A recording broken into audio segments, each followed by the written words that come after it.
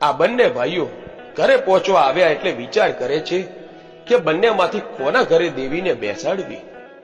સવાભાઈ વિચાર કરીને મોહલ્લાના લોકો વાંચતે ગાજતે ઇન્દ્રપુરાથી ઘેલડા તરફ જતા આડો માર્ગ આવે છે।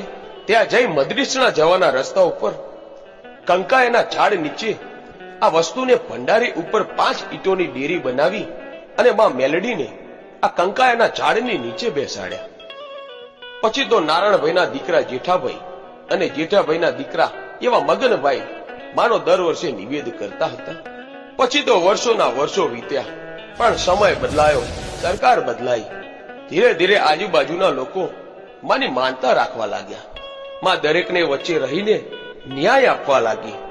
ધીરે ધીરે માં મેલડીનો મહિમા વધવા લાગ્યો।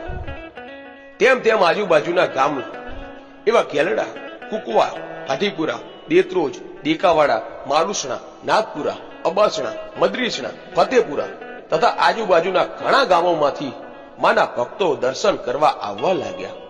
પછી તો સૌ લોકો અનેક માનતાઓ માનવા લાગ્યા। માં મેલડી કોઈની ચોરાઈ ગયેલી વસ્તુ પાછી અપાવે તો કેટલાય વાંજ્યાના પારણા બંધાવ્યા। બીજા અનેક અટવાયેલા કામો માં પૂર્ણ કરવા લાગી।